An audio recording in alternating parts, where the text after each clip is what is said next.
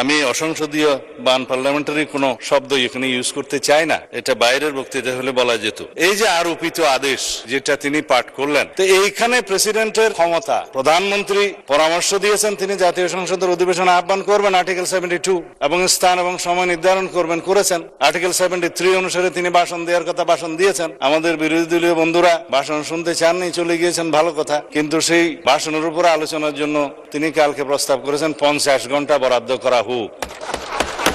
এখন যদি রাষ্ট্রপতির ভাষণের উপর 50 ঘন্টা আলোচনা হয়, ভালো, সংখ্যা অনুপাতে সেই সময় বরাদ্দ করা হবে, আমরা এপ্রিসিয়েট করি। জাতির উদ্দেশ্যে কিছু কথা বলতে হয়, না হলে পরিষ্কার হবে না। তিনি পুরো জুলাই জাতীয় সনদ সংবিধান সংস্কার বাস্তবায়ন আদেশ 2025 টপ টু বটম পড়েছেন, এ টু জেড। এটা আদেশ নম্বর 1/2025 13 নভেম্বর। আমি হাউসের বাইরে বিভিন্ন জায়গায় আলোচনায় বলেছিলাম, রাষ্ট্রপতি অধ্যাদেশ জারি করতে পারেন যখন হাউস সেশনে থাকে না, আর্টিকেল 93 অনুসারে। এবং এই আর্টিকেল 93 অনুসারে আপনি দেখবেন, মানে স্পিকার ক্লজ কতে 93(1) ক্লজ ক লেখা আছে, সংবিধানের ধারা পরিবর্তন হবে বা সংবিধান পরিবর্তন হবে, এরকম কোনো বিষয় অধ্যাদেশের মাধ্যমে আসতে পারে না, সেটা জায়েজ নাই। রাষ্ট্রপতি অধ্যাদেশও সেটা সংবিধান পরিবর্তনের কোনো বিধান করতে পারেন না। কিন্তু এই যে আদেশ, এই আদেশটা না অধ্যাদেশ না আইন, মাঝামাঝি কি জিনিস, সেজন্য আমি বলেছিলাম এটা হয়তো নিউট্রাল জেন্ডার হতে পারে। এনিওয়ে, এটা আমি অসংসদীয় বা আনপার্লামেন্টারি কোনো শব্দ এখানে ইউজ করতে চাই না, এটা বাইরের বক্তৃতা হলে বলা যেত।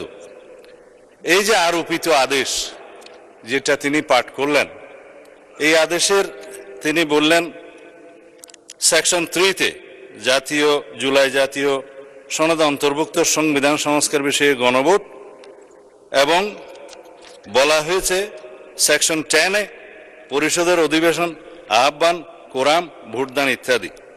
অর্থাৎ এটা সংবিধান সংস্কার পরিষদের সদস্য হিসেবে তারা অসাংবিধানিকভাবে শপথ নিয়েছেন বটে, সেই পরিষদের আহ্বানের জন্য তিনি রাষ্ট্রপতির আর্টিকেল 72 অনুসারে কনস্টিটিউশনের অধিবেশন আহ্বানের ঘোষণা চাচ্ছেন। এবং তিনি বলেছেন, যেহেতু দুইটি কাজ বাদে বাকিগুলো সব প্রাইম মিনিস্টার রিকমেন্ডেশনে প্রেসিডেন্ট করে থাকেন, এবং একইভাবে এই সংসদের আহ্বানও তিনি করেছেন প্রধানমন্ত্রীর পরামর্শ অনুযায়ী আর্টিকেল 72 অনুসারে। তো এইখানে প্রেসিডেন্টের ক্ষমতা, যে প্রধানমন্ত্রী পরামর্শ দিয়েছেন তিনি জাতীয় সংসদের অধিবেশন আহ্বান করবেন আর্টিকেল 72 এবং স্থান এবং সময় নির্ধারণ করবেন, করেছেন। আর্টিকেল 73 অনুসারে তিনি ভাষণ দেওয়ার কথা ভাষণ দিয়েছেন।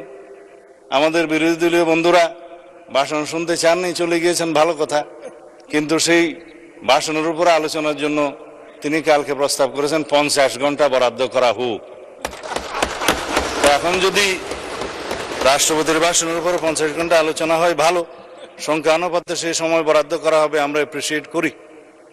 কিন্তু এই যে আর্টিকেল 72 অনুসারে সংবিধান সংস্কার পরিষদের যেখানে অস্তিত্ব না থাকায় প্রধানমন্ত্রীও সেটা পরামর্শ দিতে পারেন না রাষ্ট্রপতিকে, রাষ্ট্রপতিও সেই অধিবেশন আহ্বান করতে পারেন না, বিধায় সে করেননি। তা এখন যদি তাদের প্রশ্ন অনুসারে এই আদেশটা যদি বৈধ হয়, রাষ্ট্রপতি যে আদেশটা জারি করেছেন সেটা যদি সাংবিধানিক হয়, সেটা আমরা এখানে